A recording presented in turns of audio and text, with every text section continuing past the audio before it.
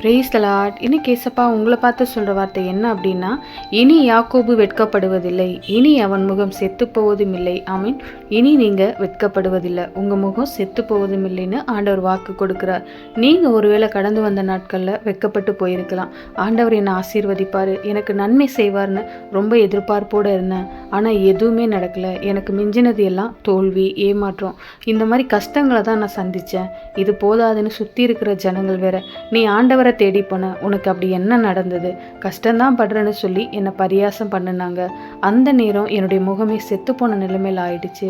அவங்க மத்தியில் நான் தலை நிமிர்ந்து நடக்கவே முடியல அப்படின்னு இந்த மாதிரியான அவமானங்கள், பாடுகள் வழியாக கடந்து வந்திருக்கீங்களா அப்படின்னா இந்த வார்த்தை உங்களுக்கு தான். ஆண்டவர் சொல்கிறாரு, இனி உன்முகம் வெட்கப்படுவதில்லை, இனி உன்முகம் செத்து போவதும் இல்லை. இனி நீங்கள் வெட்கப்பட்டு தலை குனிந்து யார் முன்னாடியும் நிற்க மாட்டீங்க. உங்களை தலை நிமிர்ந்து நடக்க பண்ண போகிறாரு. அன்னாள் என்ற பெண் குழந்தை இல்லாத ஒரே காரணத்தினால எவ்வளவோ அவமானப்பட்டு சொந்த குடும்பத்தில் உள்ளவங்களே அவங்கள ரொம்ப வேதனைப்படுத்தினாங்க. ஆனால் ஒரு நாள் அவங்க தேவ சமூகத்தில் போய் கண்ணீர் விட்டு அழுது ஜெபித்தப்போ அவங்களுடைய நிந்தையவே தேவன் மாற்றினார்.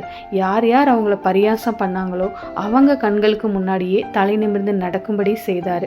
வெட்கத்துக்கு பதிலாக ரெண்டத்தனையான பலனை கொடுத்து அவங்கள ஆசீர்வதித்தார். அப்படியே உங்களுக்கு செய்வார். இனி சரி, நீங்கள் யாக்கோபு அப்படின்னு சொல்லியிருக்காங்களே, அது என்ன யாக்கோபு? நாம் யாக்கோபு போல மனம் திரும்பி ஆண்டவரை சந்தித்த ஒரு அனுபவத்தை நாம் பெறணும். யாக்கோபு ஆண்டவரை சந்தித்ததுக்கு அப்புறம் தன்னுடைய வாழ்க்கையில் ஒரு பெரிய மாற்றத்தை பார்த்தாரு. அதே போல தான் நீங்களும் அவரால் தொடப்பட்டு இந்த ரட்சிப்புக்குள்ளே வந்துட்டீங்க அப்படின்னா ஒரு புதிய வாழ்க்கையை நீங்கள் பெற்றுக்கொள்வீங்க.